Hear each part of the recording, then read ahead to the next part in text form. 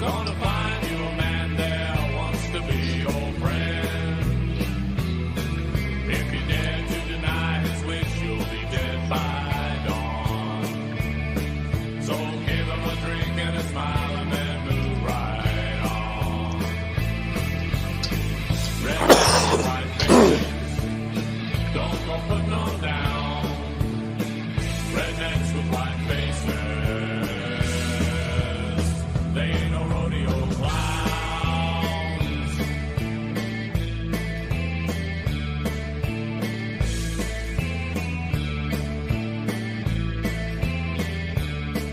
Had a dream last night where the earth began to shake. Saw a man that died on the end of a wooden stake. Saw a girl with a ring of gold and a dress of red. Saw a man with a stream of blood running down his head. Playing pool with the man in the top hat tying tails. Don't you dare to smile at his long black fingernails. It might look like an easy mark, but he knows the score. One bite from his pointed fangs, you'll be under the floor. Rednecks with white faces, don't go putting them down. Rednecks with white faces, they ain't no rodeo clown.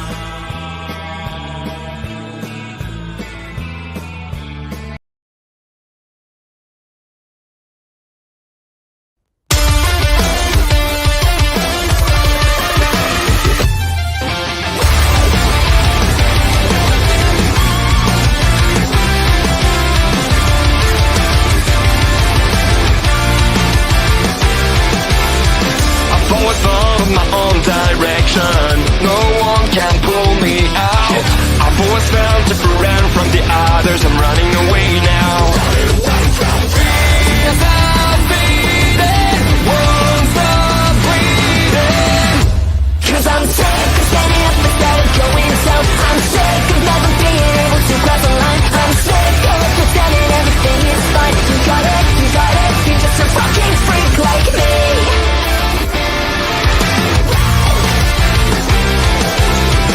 Burning inside, but I am alive. I'm not the one that you used to know. I've always hated to act like the others. I found my way to. Tears are fading, won't stop bleeding.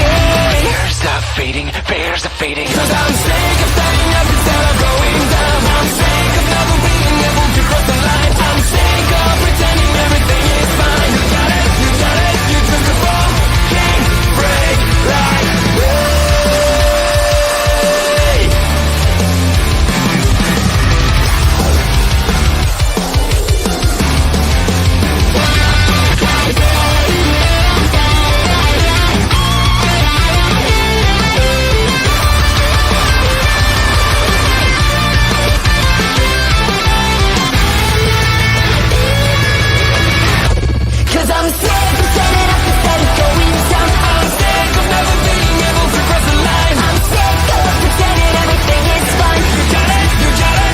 fucking freak like me.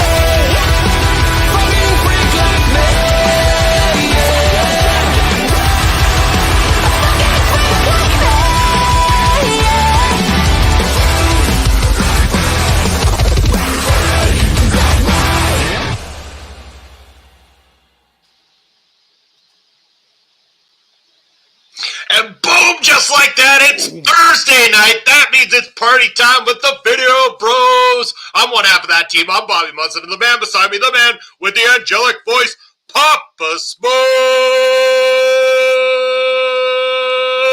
Papa Smokes, how you doing on this Thursday night, my man?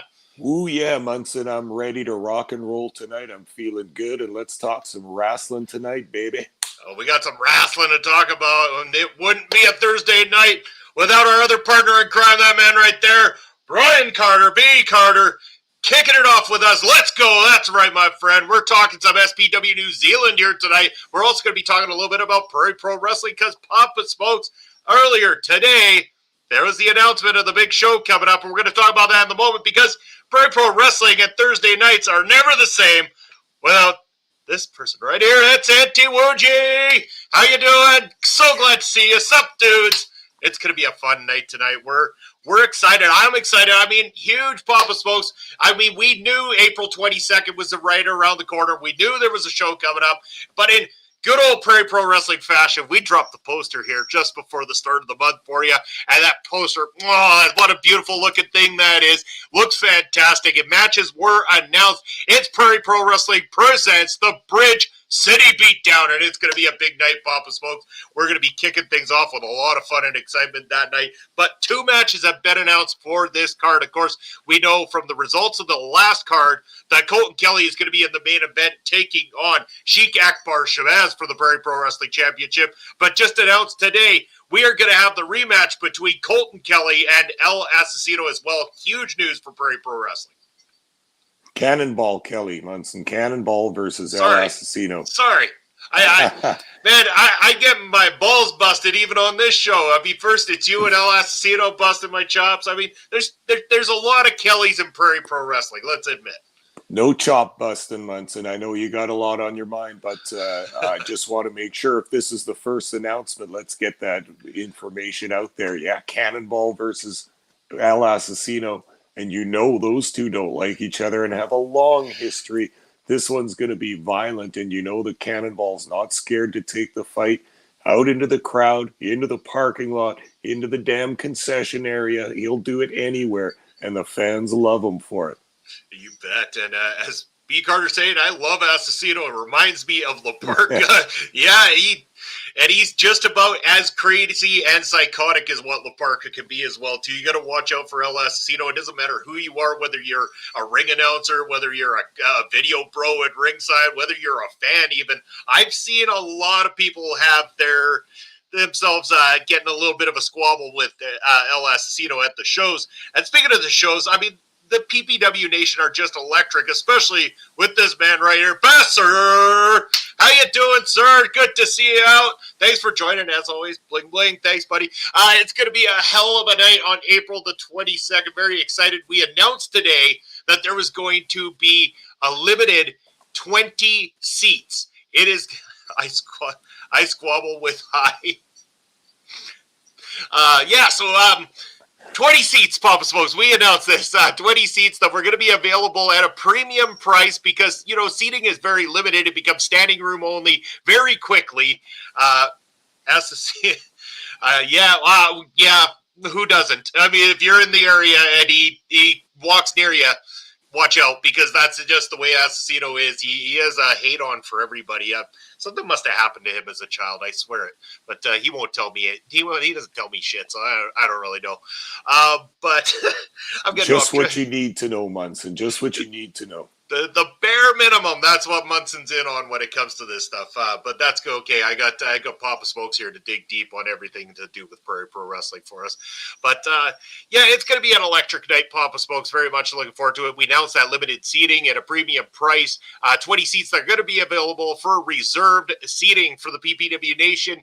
And you'd think, hey, you know, maybe people would think twice, you know, doubling their ticket price to get reserved seat. Oh, hell no. Less than 5 damn minutes, Papa Smokes, and all 20 seats absolutely gone. This thing is going to be chaotic. It is going to be wall-to-wall traffic. The PPW Nation are coming out huge. They're traveling in, Papa Smokes. I got a dude coming from your neck of the woods, Winnipeg, coming out there that night as well, too. We've got a good friend of ours, another regular here on our local establishment, my brunch buster brother, Chris Parrish. He's making the drive down to party with the video bros. So, I mean, damn, it's going to be electric that night, Papa Smokes. I might have to be on my best behavior for some of it, though. I got some of my customers from my shoot job actually coming out as well, too. I don't know if I need to show them that side of me yet or not.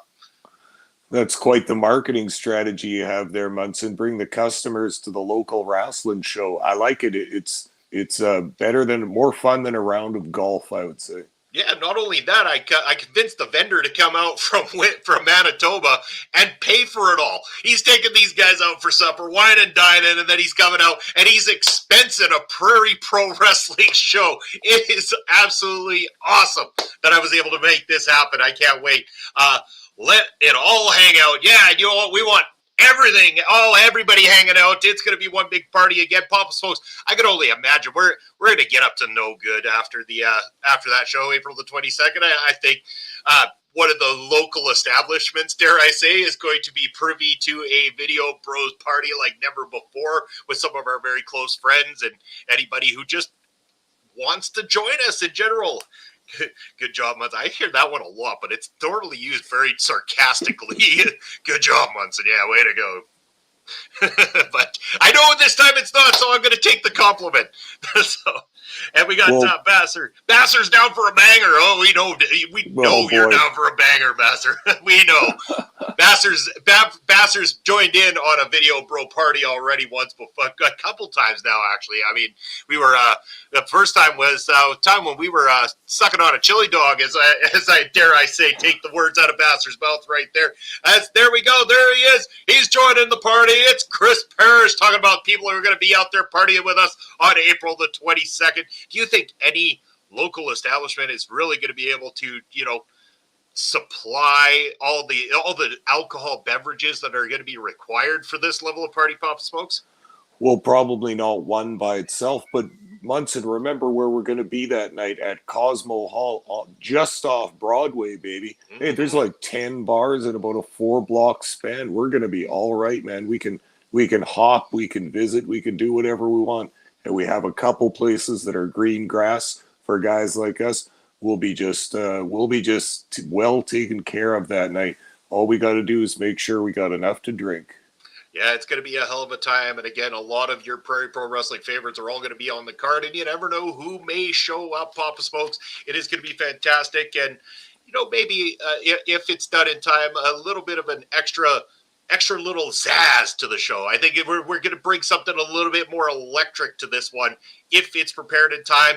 I've kind of been working on a little bit of a project in preparation for this show, Papa Smokes. I'm hoping that it'll be unveiled. Really excited about it. It's going to be a great time. And also, a big shout out to NJ who made that song Akimbo. The video is coming up very, very soon. I was talking to NJ today, Papa Smokes, and we are going to get to play that song right here on Ring Respect Radio on a Thursday night. Once the video comes out, I've got full permission from NJ to be able to play that track and the video that accompanies it, which features some of the Prairie Pro Wrestling roster right here on Ring Respect Radio. It's going to be an awesome, awesome time. Well, and what a great song, too. No, I like it. And how cool is this? We got a little bit of a culture crossover, as they say, professional wrestling with the world of hip-hop. It's that they go hand in hand quite well for a long time. All the big rap guys like wrestling a whole bunch. And as you can see, some of the local guys quite into the local scene of wrestling as well. And I'm just thrilled to see some of the PPW hardworking talent and all that getting featured in a hip-hop video. This is so cool, Munson. As the kids say, extremely cool. Extremely cool. Did the kids still say that? I don't know. Probably not. No, I guess not. I don't know what they say. Maybe my generation did. I'm not too sure. But that hold on here. Oh, we have a question from. When does the Video Bros tag team debut? You know what? I mean, we're secretly like the undisputed, non-defending tag team champions of Prairie Pro Wrestling, I would say. I mean, nobody's challenged us. Not that I would accept said challenge. I hope they don't. Yeah, I really hope they don't. You leave us alone, man. I'll just give you a belt. I mean, we don't have an official belt, but I could buy a black strap from the local Walmart and put a little some sort of something fancy on the front to make it look, semi-pro. Well, the last thing I need in my life right now is to get bitch slapped by the Rhinestone Cowboys. So I'm going to leave the action to the wrestlers themselves. Yeah, that's true. And the Rhinestone Cowboy, again, has created quite a name for himself in Saskatoon with the PPW Nation. I mean, we saw a huge turnout particularly for him last time. Again, we had a lot of people there that just wanted to get in on the fun and excitement of joining the Rhinestone Cowboy. And again, that's going to happen again. And yeah, it's hilarious. We're not joking, man. I don't want to be bitch slapped either. Like, I don't care who it is on the PPW roster. I mean, I might be a stickler for punishment sometimes, but we got some pretty tough competition there. And I don't want to be on the receiving end of what they're dishing out personally. Maybe us a tag team in a handicap match against Merle. I might go for that. Yeah, we'll bring Merle back for a one touch. He'd still beat our asses, Papa Smokes. I don't know about that. I don't know about that one, Munson. That's the one that I could maybe imagine we could defend our belts, but only that one. Oh, only that one? But just one of us will have to like fucking hold him back while the other one just gets in there and starts feeding. That's our only chance of. Oh yeah, well, we're gonna have to cheat. Yeah, we're gonna cheat our asses off. Yeah, well, of course. I mean, it's not like we actually have the ability of a pro wrestler. Definitely don't have the ability of a pro wrestler. We talk a lot of shit for two guys who have never actually been in there and done this sort of thing. But I could choke someone with the tag rope, no problem. Hey, that's not a bad idea. That's a fancy old move if I ever saw one, Pop Smokes. I got a million of them, Munson, trust me. Oh, look at them. Maybe we have some backup. Yeah, there we go. That would work. I mean, talk about experience and somebody who would have our backs. There we go. It's our boy, Chris Parrish. Of course he'd have our back. Why not? Jump on in, of course. Yeah, we'll hold him back, and then we'll let Parrish do the actual wrestling because he's the only actual wrestler out of the three of us. So, yeah, not gonna deny that opportunity. Come on in, Chris Parrish. But Papa Smokes, we did come here to talk about wrestling outside of Prairie Pro Wrestling. Of course, we do love Prairie Pro Wrestling, and we do a lot of promotion of it here, and you're going to hear more of that coming up in the coming weeks. I know you will. But we're going to talk about another company, and this one is Wrestling on the Edge of the World. We're going all the way over to New Zealand for this one, and I know I've spoken very highly of SPW New Zealand for many years to you, Papa Smokes. I started as a writer. I did some writing for various publications, and in doing so, I was tasked with covering SPW New Zealand for a while. So I was, had the opportunity to kind of closely work with them. They gave me access to their company's service that they offer for all their events and everything. I would watch the events, review them, do the write-ups and everything like that. I mean, yeah, it would be good. And hold on here. We got Auntie Woogie coming in. I think I'd look hot in a singlet. We got a big team now. Yeah, there we go. I mean, we're unstoppable now. Fuck it. We don't even have to do any of the heavy lifting here, Papa Smokes. Like, this is fantastic. We're just sit back and just keep rolling in the gold, keep running our mouths, talking shit like we're the best duo ever, kind of thing. It works in our favor. I did too until I put one on. Oh, that is awesome. Oh my God, Parrish. Oh man, you got Basser rolling now too. Look at this. you know Basser's busted a gut. Basser, you got our backs here too, buddy. That's a guy that should be wearing a singlet in the front row, if anybody should be. We'll put him in one of those Borat mankinis or something like that. Oh yeah. Oh man. Oh, Auntie Wooji's finisher would be the wiener toss. Oh man, this, I don't even think we're gonna get to talking about anything. We keep this train rolling. This is fucking hilarious. I love this shit. This is fun. This writes itself. My finisher's called the Too Soon. Ask my wife. Could be done in conjunction with the wiener toss, maybe. Oh, that is a tag team specialist move if I ever heard one right there. Oh man, this is great. Who fucked the notes? Oh, let's just keep it rolling. But yeah, no, let's talk a little bit. I was starting to get off track here. I mean, I'm used to going off the rails on Sundays, not as much on a Thursday night. But this is great. You guys are a great bunch. Love it. But we're talking about SPW New Zealand. So I had done some article writing about them. Bob Smoke, I'm very familiar with their roster and everything like that. And I always said to you, sometime we'll sit down and we'll given an opportunity to watch them, review them, I wanted to kind of show you a little bit of what was going on over there. Parrish coming in, do you need me to jump in to help you get back on track? I think we're there. I think we're rolling. The train is steering in the right direction. Finally, we're cool. But I mean, you're always welcome to join the video, bros, man. You know where the fuck we are. Okay. But SPW New Zealand Post, folks, this was the Queenstown Wrestlefest from 2020. And I know one guy that I talked about a lot because I love the gimmick a lot. Just in general, listening to him talk, the way he dresses in the ring. I'm talking about the hooligan Marcus Cool. And I just love it because he is a soccer player or football player as it is. He actually is a legitimate one. And then he wrestles as well too, and he comes out with that gimmick, wearing a soccer jersey, wearing the shorts. He's got the cleats around the neck, and he's full of a lot of energy, and that's why they had him kicking off the show in this way. Yeah, the guy can talk too, right? Like he had no problem coming out. I thought he was the host of the show at first, and then I realized, he's wearing his gear and stuff. He might be in the first match, but man, he connected with the crowd beautifully on that opening monologue, and then just set it up perfectly for his opponent to come out and start trash talking him, and then boom, we got a match on the way.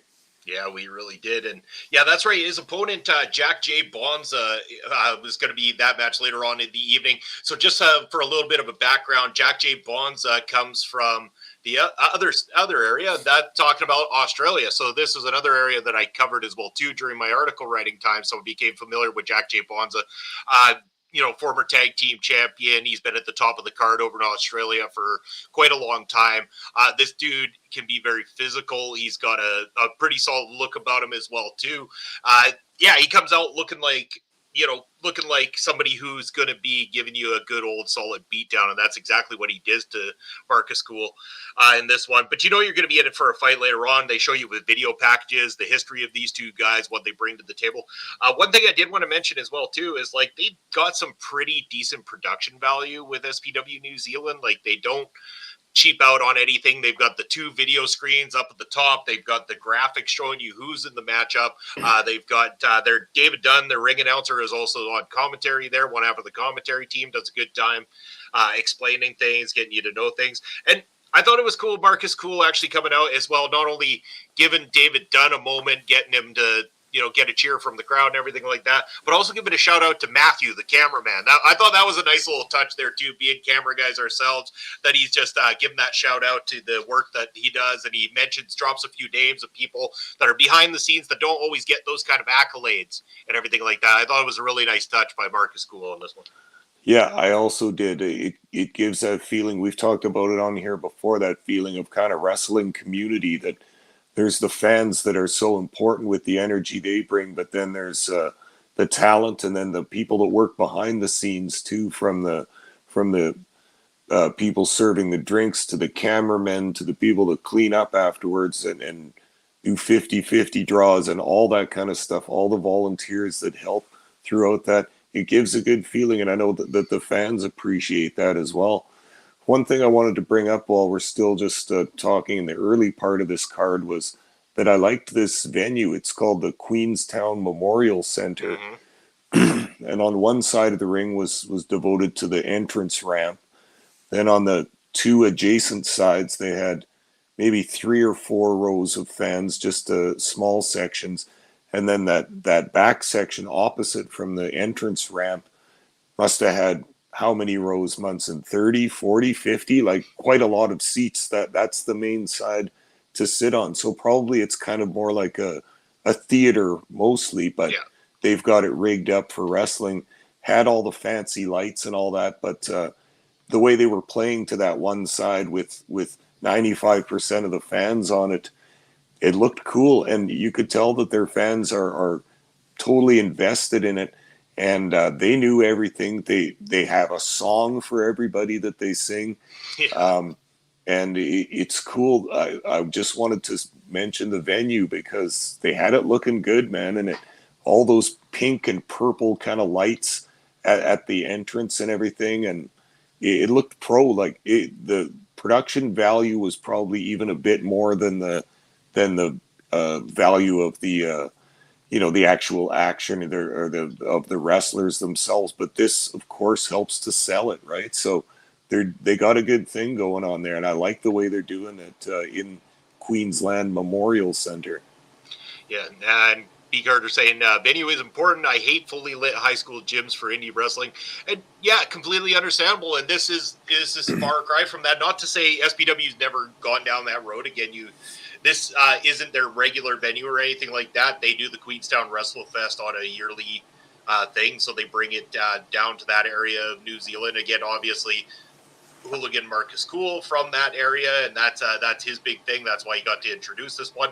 And this was being taped for TV as well too, so they wanted it to look really sharp, with a lot of high production, and they do. They put a lot into it. They invest a lot into it, and it's fantastic.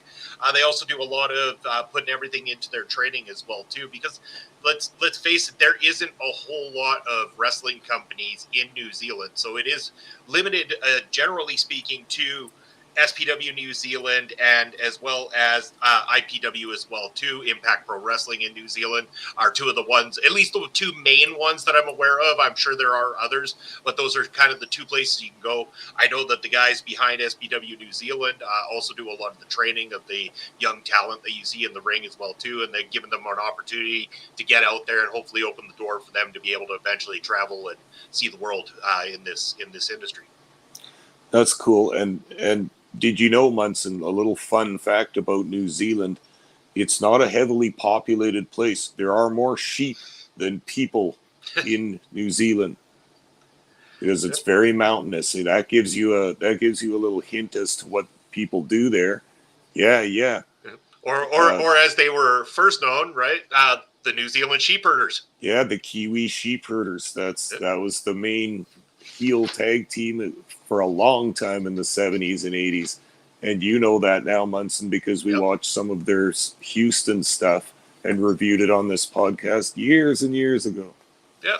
And my mind was blown because, again, I'm used to Luke and Butch, the fun-loving, licking kids' heads type guys, the ones that I got to meet as a kid and was, oh, my God, these guys are so full of energy, so happy and excited. And then you go watch this, and my fucking childhood got destroyed in one matchup. Here these guys are shredding each other up, shredding guys apart, putting forks in faces. Like this was some pretty scary shit from the Kiwi sheep herders. Yeah, they were the baddest of the bad as far as tag teams went for a long time. And isn't that funny that they're remembered for that few-year run at the end of their career when they got turned babyface and that's it, hey? But they terrorized the globe for decades. Yeah, at least they got to have that, and then go on to have that push to being, so publicly known that that's what people remember him for. But again, I encourage people, just like you did for me, Papa Smokes, to open up, to go back and check out some of these guys long before they were in those gimmicks and stuff like that, and see what they did before, because it is a whole different world and just fantastic. A lot of great stuff that you can find on YouTube. Speaking of wrestling, though, Papa Smokes, let's start getting into some of the matches from SPW New Zealand. I wanted to talk to you about this. First one up, we have Cutter with his tag team partner Ryder. They're part of a faction called Detention. That faction has been around for quite some time, but I believe Cutter is the newest member of that now in a tag team with Ryder, taking on the guy who is holding the SPW Fight for Gold briefcase. So this is the briefcase similar to a Money in the Bank or Tony Khan's donut hemorrhoid ring or whatever it is that you can cash in for a title opportunity down the road.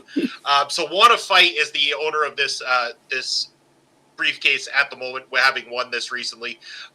First of all, I just want to mention and get your thoughts on it, but Wanna Fight's entrance is pretty cool. I mean, the design of it, the music that he's got behind it, the shades, the way he looked at the camera at the right moment to kind of cue up the song with the shades, doing the different LED lighting that they did. I thought that Wanna Fight has a really cool look about him and everything. You could tell that he's a little bit more seasoned. I know that I've watched him wrestle a few times before as well too, and reviewing some of these shows. So you can definitely see that there's been a lot of progression from Wanna Fight, and I can see why the company is trusting in him with a briefcase like that, looking to maybe push him a little higher up the card. You can tell Cutter is very new, very, very new, very young in this business. Got a long way to come. come, but again, he was working with somebody with a little bit more experience who allowed him to get his shit in. And, you know, again, this was what you'd expect from, I think, most opening matchups on a card of almost any kind of this type of production. I'm not going to say it wasn't bad or nothing like that at all. I'm not trying to lean towards that. It's not going to blow your mind, but it was a decent way to start off a card. Yeah, it's a preliminary match, or a curtain jerker, as they like to say. The very first guys out through the first guys out through the curtain. Yeah, Cutter is a little on the green side, but wanna fight with that entrance. His entrance was the best part of this whole match, but by a long shot. And just the way it was just the way that they had it choreographed, I think, is that he's working with the cameraman, right? And they've got it all set up so that it looks good. Like, this is what they do in the big companies too. The wrestler knows where the camera is going to be, where it's moving, where to move, all that stuff. That's what this guy has down pat. He's not just walking out, he's making an entrance that looks good on TV. And with the LED stuff and the lights and everything, it's very eye-catching. It would have looked cool to the live audience too, I think. And yeah, he was pretty okay in the ring too, but I like the way he's selling himself with a very excellent looking entrance like that. Yeah, again, like we said earlier, sometimes the presentation and stuff like that can be half the battle. I mean, you're selling everybody on you, and he stands out like a sore thumb right away. He's got that cool factor. Obviously, the fans really love it. They were very, very behind him in this one. But yeah, as you said, like, again, they're trying to do their best to work with Cutter, as he's very green, and I'm not saying that in a negative way. He's clearly been trained well. He's going to come along nicely with time and the more experience that he has inside the ring with experienced guys. And obviously, Wanna Fight is one of those guys that has got enough experience to be able to get in there, show him, allow him to get some of his stuff in, and do the best to, you know, kind of get him over. I mean, the fact that we're talking about him in this kind of length means that I see that there's definitely some potential there with him. Again, I think, you know, he's going to have to get some years of experience in the ring, and then, you know, maybe put on a little bit of extra beef. He's not the biggest, most physical guy yet, but I'm sure, again, it comes with time, right? Like, I mean, the older you get, you start to build it up and everything like that, and he'll get there. For sure. And this is how it's done, right? Is not everybody's an experienced veteran when they get in the ring, but this is what this guy needs to do. He's young. He's got to be working out in the gym, doing the practice sessions in his dojo, wherever it is. And then also he needs experience like this in front of a big crowd with the TV cameras rolling, because as we know, that's part of it too. It's one thing to do some nice moves in front of your trainer and a couple of your buddies at the training academy, but it's another thing with the lights and the crowd and people yelling at you and the nerves and all that kind of stuff, cameras leaning in, getting close-ups of you. It can be nerve-wracking, especially in those early years. So that's what this guy needs, and that's what he's going to get. And as far as training his body and all that, that's another thing. Is I've seen some guys start hanging out with the boys, the fellow wrestlers, and that's what a lot of those guys like to do, is work out. They know what workout regimens to use. They know stuff about diet and supplements and all that. You can get it going. You just gotta put the grind in. Yeah, you really do, and they'll get there for sure. And B. Carter saying that was quite the entrance by the Rhinestone. Yeah, the Rhinestone Cowboy, quite the entrance every single time. Really gets the PPW Nation fired up, and I think Son of Irish weight trains with the Billingtons. Poor Irish. Hey, Irish is a great wrestler, and again, he's young, man. He's young. It's same with the Billingtons. They're young. They're all young guys. It's going to come with time. They work their asses off. They'll get there, man. They're all great individuals, great wrestlers, and they're working on it for sure. But yeah, I mean, that's one thing that could be said here. Obviously, the Wanna Fight ended up going over in this matchup. Clearly, that was the best decision of all. It came from a bit of a distraction, but we definitely got there.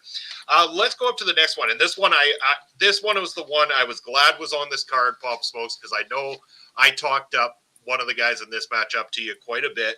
We're talking about the IPW New Zealand champion, Jamie Tagatanasi.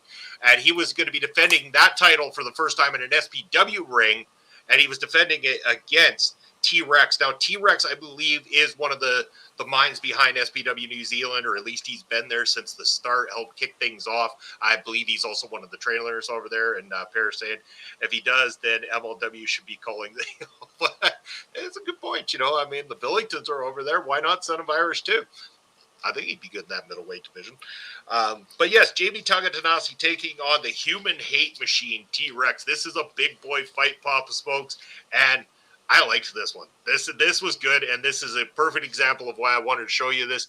JB Takatanasi, very new to the industry, even at this point, 2020. I'm sure he's got a little bit more experience behind him yet now, but he's a big guy. He's got a cool look. I think he's going to be able to connect with fans with time. I think this guy needs to do some traveling and get his name out there, because I think they've got something in JB Takatanasi. Yeah, I got to agree with that. And he looked real good coming out in this too. And he's one of those South Sea Island looking guys. He's got the curly, crazy hair and everything. And he's got a big, strong body and a bunch of intensity when he comes out. They just call him the big man. Hey, like the big man, that's his name. Yep. And he comes out, he reminds me almost a little bit of a Jeff Cobb type thing, where he's got a lot of power in that body, and the fans really take to this guy. But can you answer me this, Munson, just about this card? Is that I kind of thought this was going to be the main event later, and then they ended up having it as the second match. This can't have been the second match on the card, could it? Because it was for the championship. But it was for the other company's championship. It was the first time their company's championship defended in SPW, and that's why the match at the end of the night was actually for the SPW New Zealand championship, and that's why that one went last on the card. Yep. Right. Thank you. Yeah, no problem. But yeah, even at this point, and again, I don't know how long the streak lasted. I mean, maybe it lasted even longer, because COVID shutdowns would have happened, which would have put things on hold shortly after this event. But JB Takatanasi was, I believe, over 600 days undefeated as champion of IPW New Zealand. Then this guy had a streak going for him, having beaten the best of the best. Now making his way over to SPW, wanted to be able to show off his skill there and really bringing it with the Human Hate Machine. The Human Hate Machine's been around a long time. He's been at the top of the mountain, SPW New Zealand as well, too. Is a big man. He looks intimidating. He's got some great physical power about him. He can move pretty decent for a big man as well too, and these two took it to each other. And again, there was some spots where Takatanasi even showed his power on display and just tossing T-Rex a couple of times. I'm talking about a big man to be tossed around the way he was by Takatanasi. Yeah, you can see that T-Rex used to probably look a little bit better than that. You can see that the years are marching on him a little bit, but of course always the veteran is the dangerous guy, because he knows all the tricks and everything, and he was up to all kinds of tricks in this match. But they wrestled some in the ring. They wrestled outside the ring. There was some furniture involved. This was a big brawl, and it was fitting of a championship match. The other company, that's pretty cool that they work together and share talent and even have championship matches on each other's cards, because that can only benefit both companies in the long run, I would think. But this was a couple of big hosses for a big fight in the middle of the ring, and I like this as one of my introductions to New Zealand wrestling, because they got a couple sides of beef just laying it into each other. Yeah, they really do. And again, so that one took place, and then all through the night too, they were playing video packages for their battle royal that's coming up. Again, one of their big shows known as the SPW Southern Rumble. And I'm giving you this background story because the next guy up in the next match, Cool Guy Sky, had a special intro that came out. It's Sky's Rumble is what he hashtag Sky's Rumble, and a countdown to the Rumble coming up. So he's coming out here looking like, okay, this guy, he's got swagger, he's got the really flashy gear with the paint colors and everything like that, looking like he's really the cock of the walk. The fans love it. They're into it. Against Charlie Roberts, the Alpha League. Charlie Roberts, a little bit more that serious tone and everything like that. He's going to be in there, try to be the tough guy in this thing. So this one, this one takes place, and I'm thinking they're promoting Sky's Rumble. That he's really going over the top for this. This one's got to be going his direction. They kept mentioning that both these guys coming off losses from the recent the recent event, which was the SPW Fight for Gold, and that they're looking to get back into things. Not too bad of a matchup here. Again, this one, the action was pretty good from both guys. Obviously, clearly, both guys a little bit more experienced in this one. What did you think overall of these two gentlemen? I was going to say gentlemen, and just as I said that, look who joined the fold. It's Melball. Melball, how you doing tonight? How you doing? Let us know. We're just chatting, talking some SPW, talking whatever.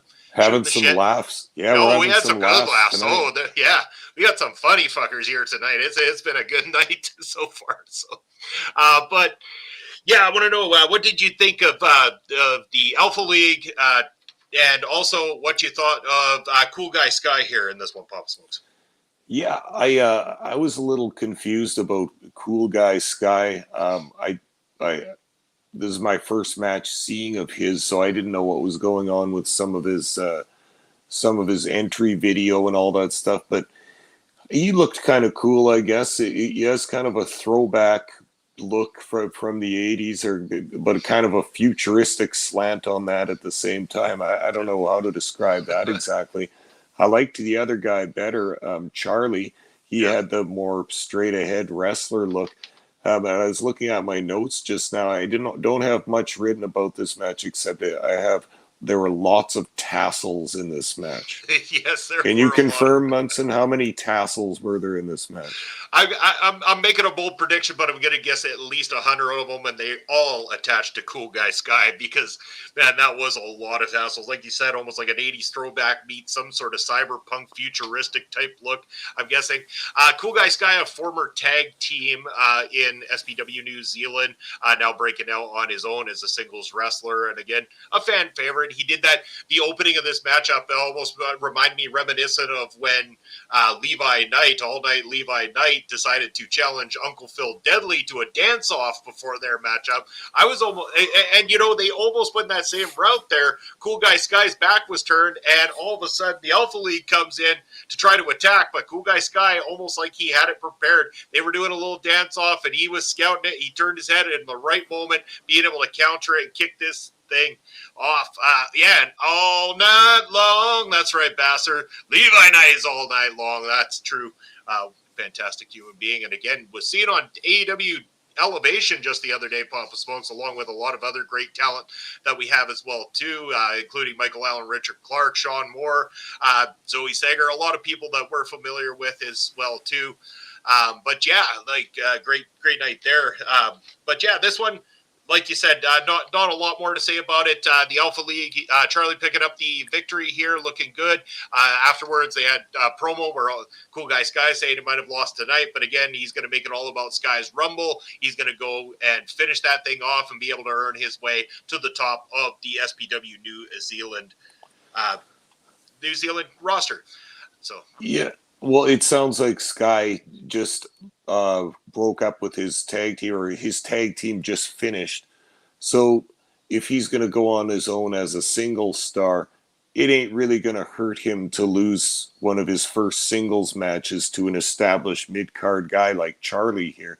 Charlie beat him clean. So that is kind of a shot, but Sky will be all right. If he's just going on his own after his tag team, then he'll be all right. He's got time to get some more wins.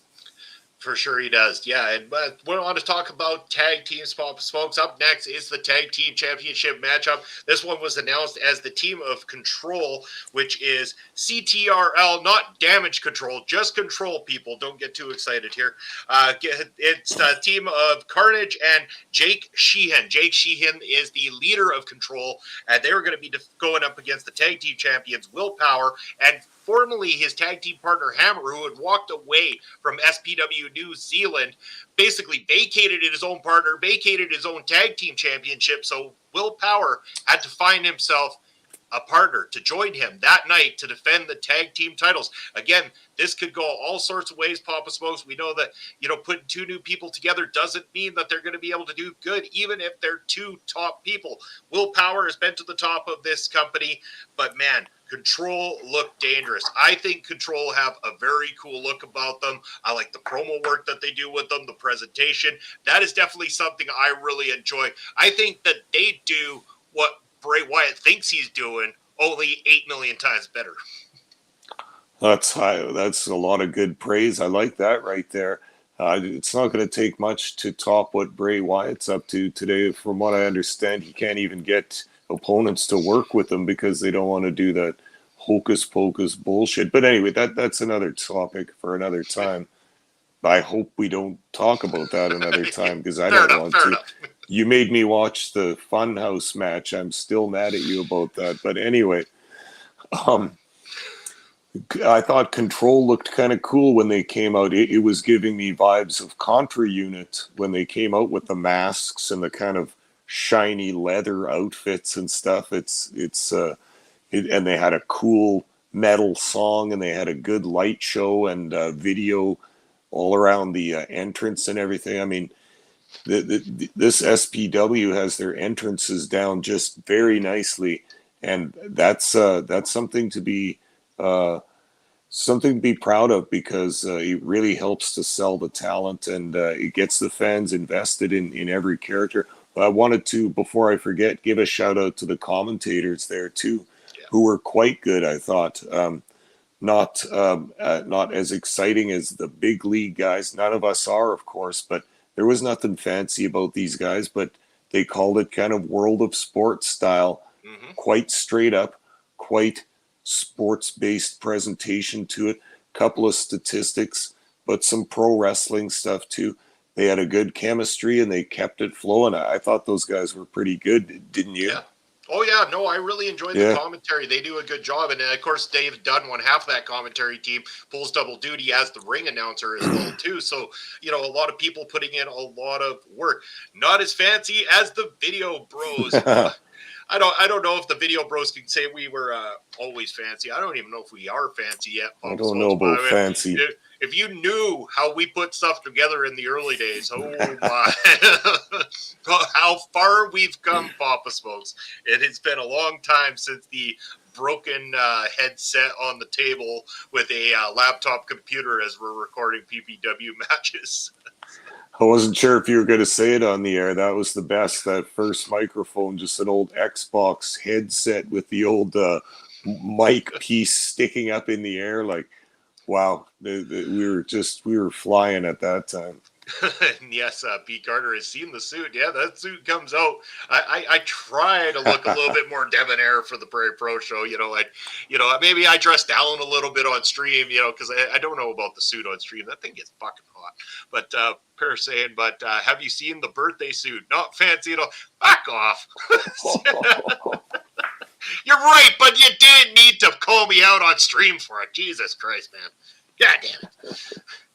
Basser, I got something fancy. Oh, this is sounding bad already. No, I'm kidding.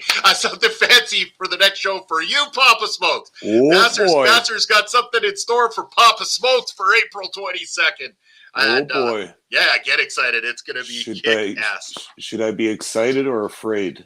Don't be afraid. It's a good thing. I know what it is. I know what it's all about. You're going to be a very, very happy man when Basser shows up on April 22nd. Ooh, wow. Yes, but what do you have for me, Basser? Oh, well, Basser, careful what you wish for. Parrish is throwing it out there. Just saying. And Parrish, he's speaking your language, my man. He's speaking your language.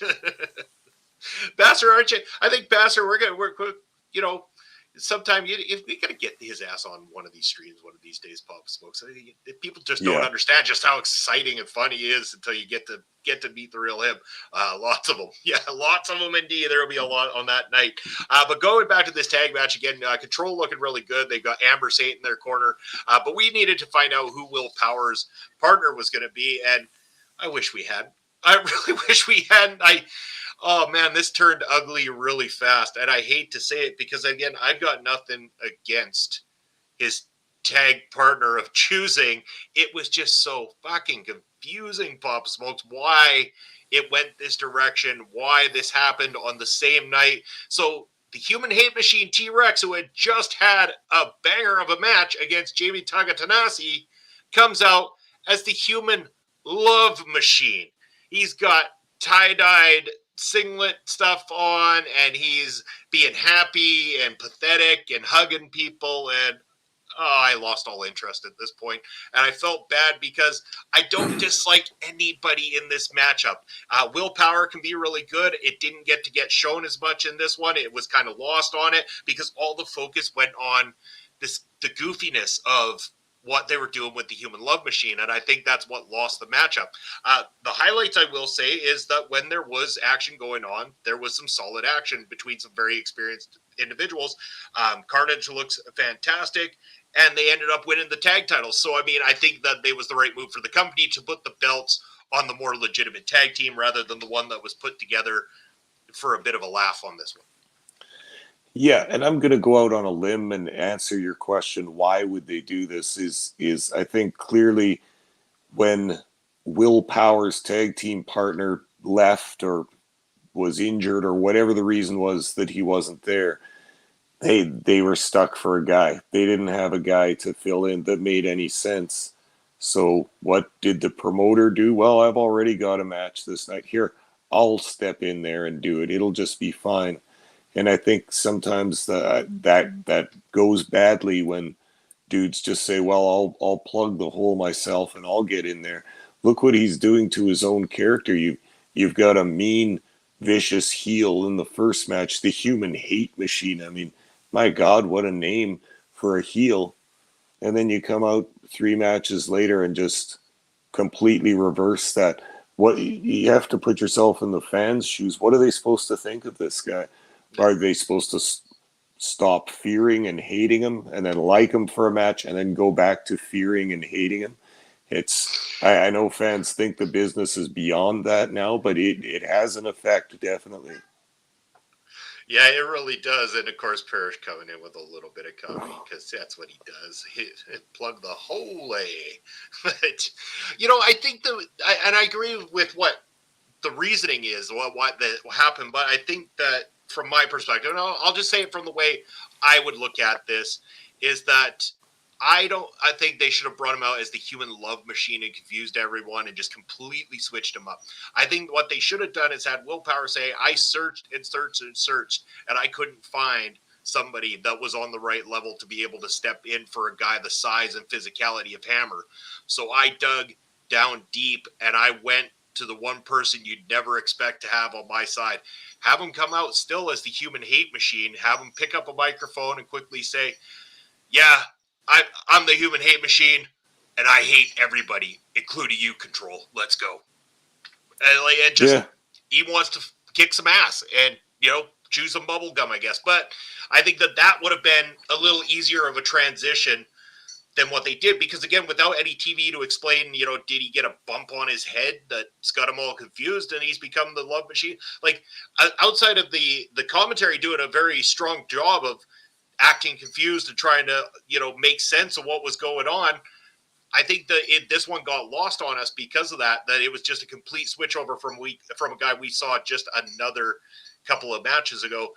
Brother Hate, the less perverted brother, and we all know why I say that.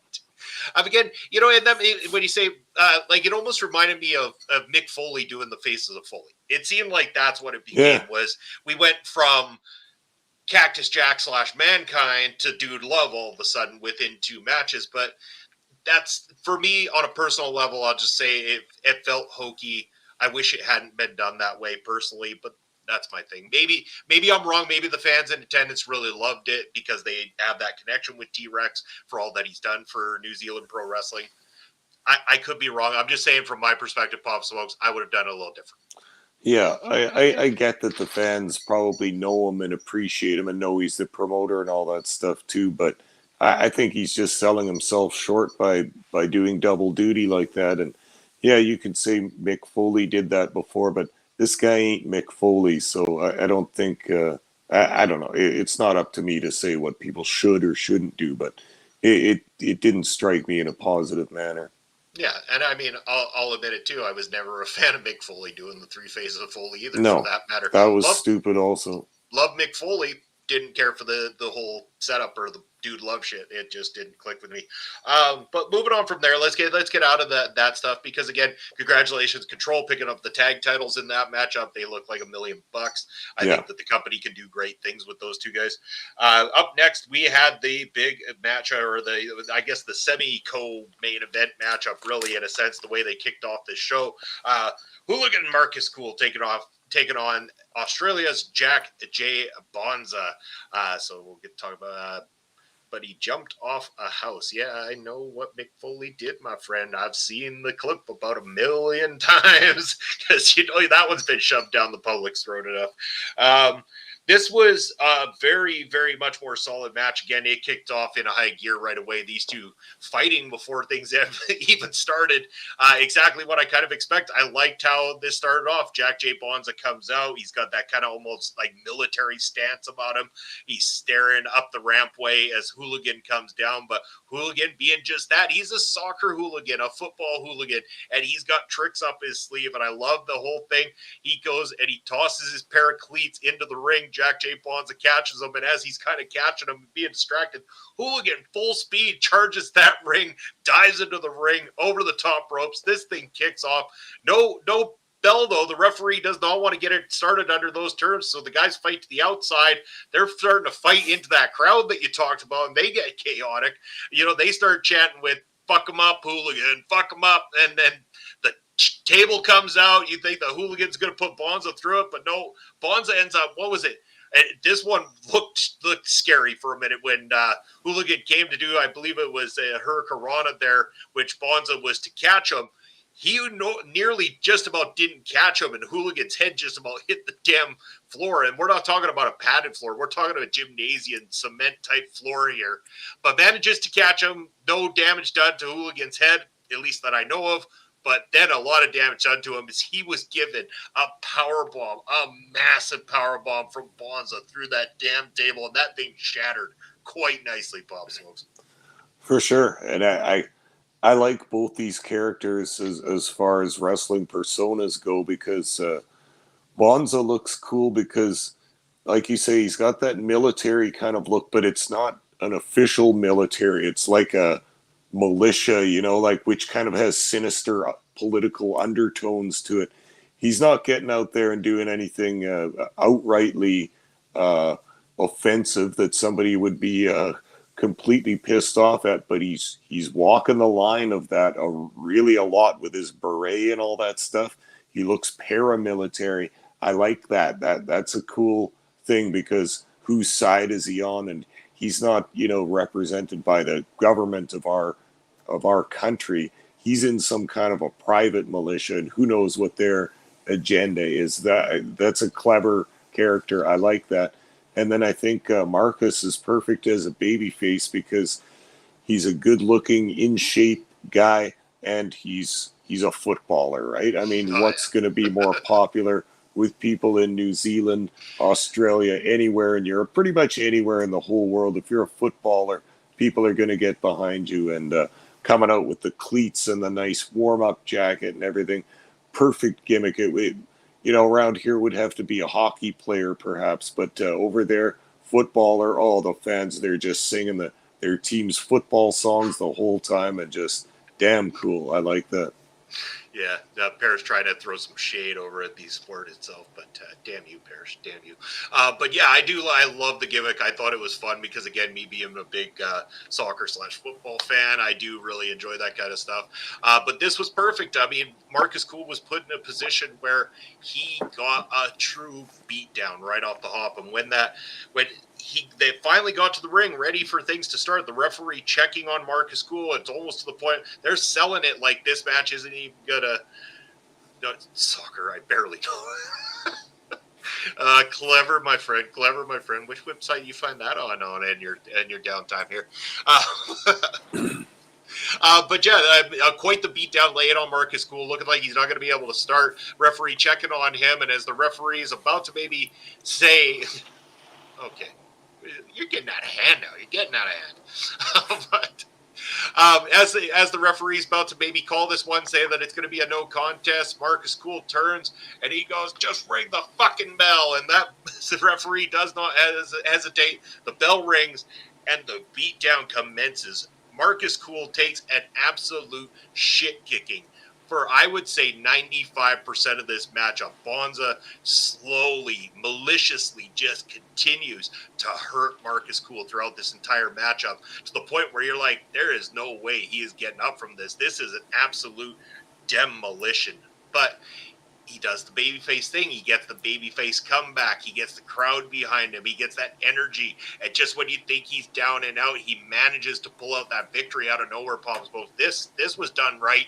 This was a cool matchup. Really glad they had this one on the card. This one ranked right up there on this one for me. Yeah, definitely. This was probably the best match on the card. And like you say, I love the booking of this match because, again, nothing fancy. Sometimes the old ways are the best ways. The heel jumps the baby face, kicks the living hell out of him, puts him through a table. Maybe the match won't even start, but no, our baby face, he ain't having that because he's a real competitor. And he knows that he's got the heart and the determination and the fortifications to go through with this match. So he, ring the bell, damn it, ring the bell. Then they started, and like you say, 95% of the match, the babyface is selling and selling hard, and he's fighting from underneath. He's trying to get a comeback. He's looking like he's going to get a comeback, and no, Bonza's putting him on his back again. Perfect. The guys played it perfectly, and again, nothing fancy in this booking. This is the kind of booking that has excited audiences for 100 years plus in professional wrestling. And it's just in the way that particular wrestlers will choose to present a match like this, and the moves and the spots that they decide to put in there will tell the story and build this. But the basic story is one we've all heard a million times before. It's just such a good one when it's done well that it will keep an audience on the edge of their seat, and it will keep guys like us podcasters looking back on old matches like this saying, yeah, that was the match of the night. Yeah, it really was, and I'm glad that we got the opportunity to talk about this one and that you finally got to see hooligan Marcus Cool because he does have that factor about him. I mean, you talk about the football thing. He even mentioned earlier in the night that he played a game earlier in the day, and somebody in the audience goes, "You scored 2 goals." He goes, "That's fucking right. I scored 2 goals." I mean, he has a great connection with that audience. He did a great job. Both men did, and what a great matchup. This was going to be followed by the next matchup, and of course, I haven't got to do this in a while, so Papa Smokes, it's time for the main event of the evening. This one is for the SPW New Zealand Championship of the World. Yes, we got a triple threat on our hand. It is champion Shooter Shane Sinclair, my apologies, taking on the former tag team partners Liam Fury and the Falcon Kid. These guys were a tag team known as the Cruisermates. Last I had checked, I think going into this one, Falcon Kid was the one getting a bit of that push going up there. Hold on here. What do we got Parrish up to now? I am a real competitor. Take it on the best on this tour. I am a real competitor fighting anyone looking for war. Dun, dun, dun, dun, dun, dun, dun. And away we go. But yes, Falcon Kid, I know had been getting a push into that main event scene, going up for the championship. He's locked into this thing with Shooter Shane Sinclair. So Liam Fury gets added to this thing. I think that if I'm going to pick this one apart, it's a triple threat. Again, I don't necessarily want to see a million triple threats. I've seen a million triple threats.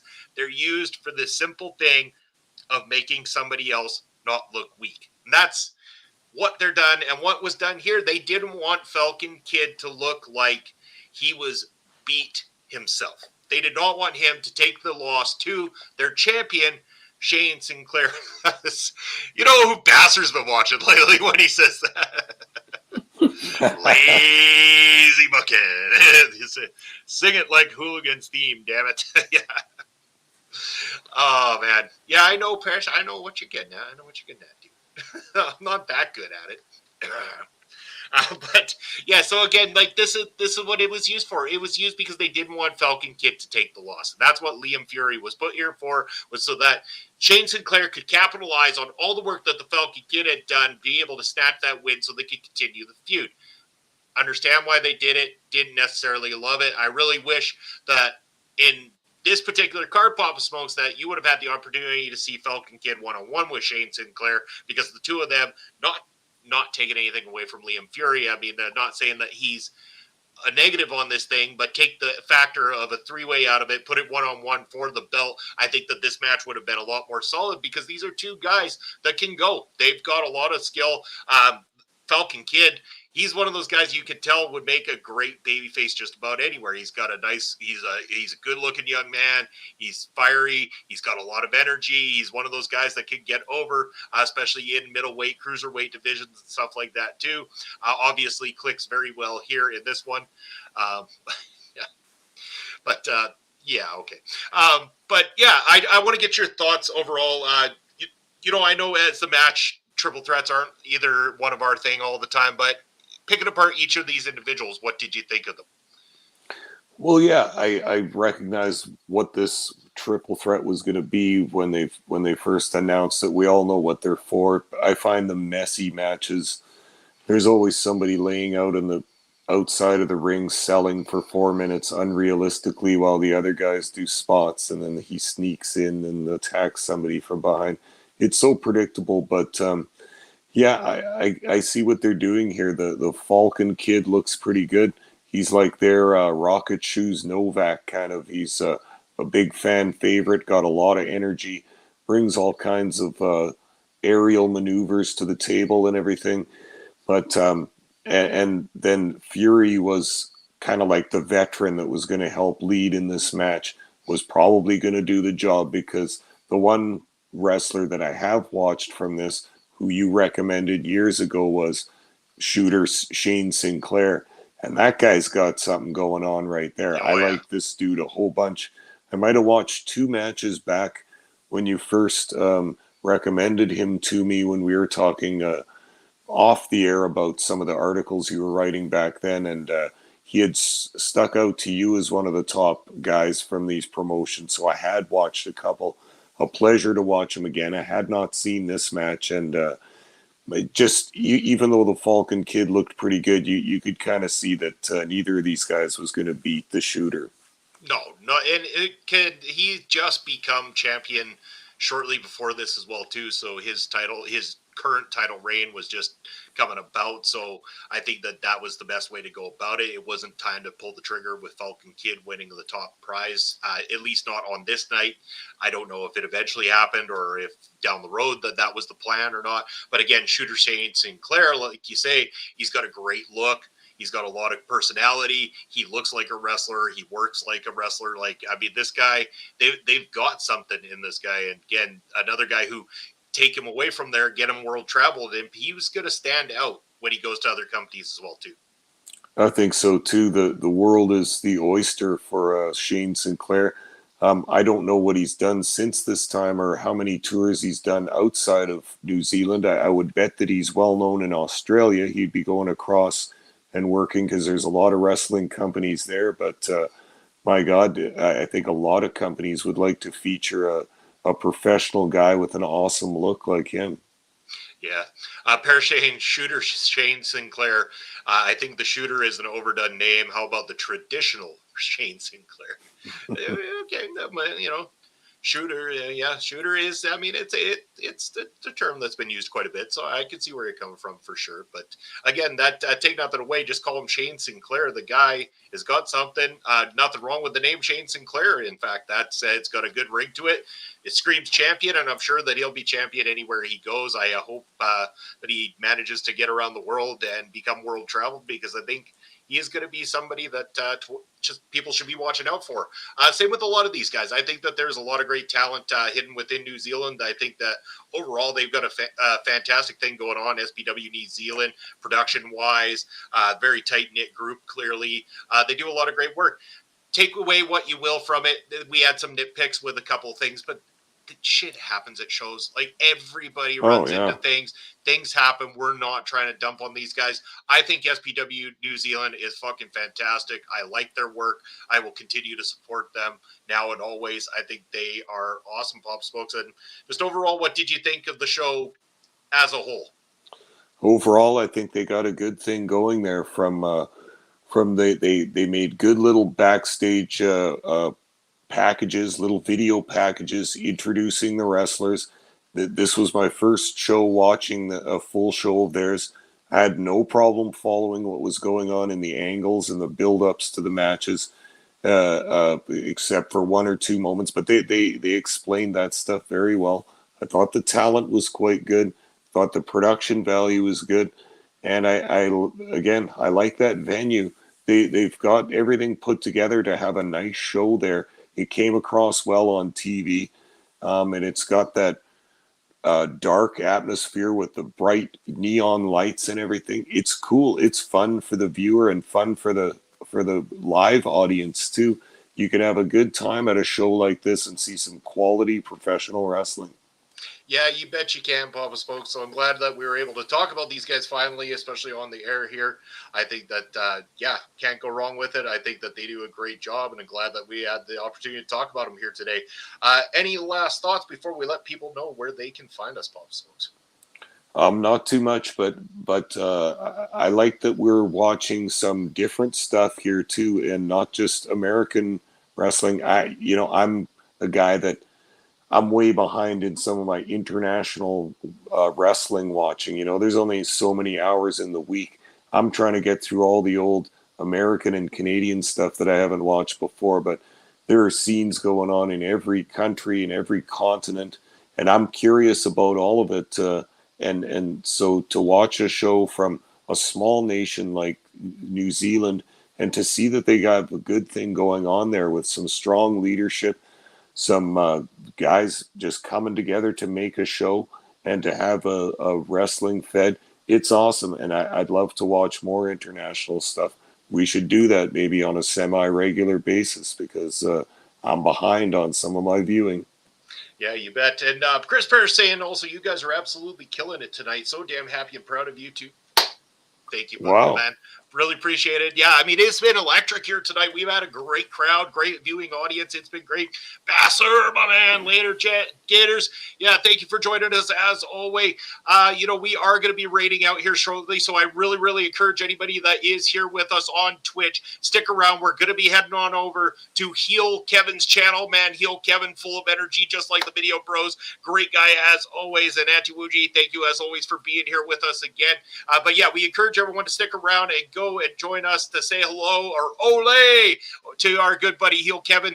If you're following on Twitch or on YouTube, likes, follows, subscribes, all that shit. We love it. Helps us out. Helps the content creation here on our local establishment. Papa Smokes. In the meantime and in between time, where can the good people find you? Okay, Papa Smokes is on Elon Musk's free speech playground known as Twitter at Smokes_Papa. And then I'm on Twitch as well at Papa_Smokes_. Fantastic. That's where you can catch Papa Smokes, and you'll see the ticker down below. That's where you're going to be able to reach out to me. I'm also going to be here with you guys on Sunday with my Brunch Buster brother, Chris Parrish. We're going to be talking all things off the rails with our special guest, the returning Tom Collahue. It's going to be a fantastic time on Busted Out this Sunday, so make sure to check that out. And if you're looking to reach out to us here on our local establishment, down below, that is where you're going to find us on all social media, as well as our YouTube channel, our Twitch channel, and also our email address. All the great ways to get a hold of our local establishment, whether you want to be a guest or be able to tell us what you want to see more of from us. Also, in the meantime, in between time, right in the corner of your screen below Papa Smokes, check that QR code. It's going to take you on over to RogueEnergy.com. That's our friends at RogueEnergy.com, where you can use that promo code OLEPODS to get yourself 10% off of your order from them. That's going to be it for myself and Papa Smokes. Until next Thursday night, have yourselves a great time. Party on, people. See you next Thursday.